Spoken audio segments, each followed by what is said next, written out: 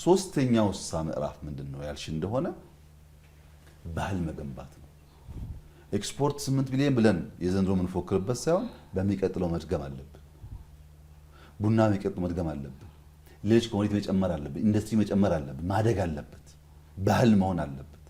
ያ ባህል ሲሆን ያለው መዋዠቅ ይረጋጋል። ያለው የኑሮ ስቃይ አይጠፋም፣ ግን ይሰክናል። ኢንፍሌሽን ሙቪንግ ታርጌት ነው፣ ቋሚ ታርጌት አይደለም። ቋሚ ታርጌት አንድ ያልመሽ ተኩሰሽ ምትመጪው ነው። ኢንፍሌሽን ባህሪው እንደዛ አይደለም፣ ይቀያየራል። የዋጋ ንረት ከልማት ጋር ልማት ባለበት ሀገር ውስጥ ተንቀሳቃሽ ፈተና ነው፣ ተንቀሳቃሽ መከራ ነው፣ ተንቀሳቃሽ ታርጌት ነው። እየተከተሉ ለማጥፋት ኢቮልቭ የሚያደርግ ስትራቴጂ ያስፈልጋል። ከአዲስ መልኩ ከአዲስ ባህሪው ጋር የሚያድግ ስትራቴጂ ይጠይቃል። ለሙቪንግ ታርጌት ቋሚ አላሚ አይሳካለትም።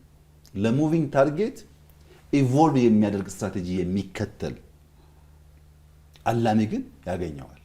እኛ በሚንቀሳቀስ ታርጌት ውስጥ ያለን ፈተና አንድ ቦታ ቆመን ሳይሆን እያደግን ኢቮልቭ እያደረግን እንፈተዋለን ብለን እናስባለን።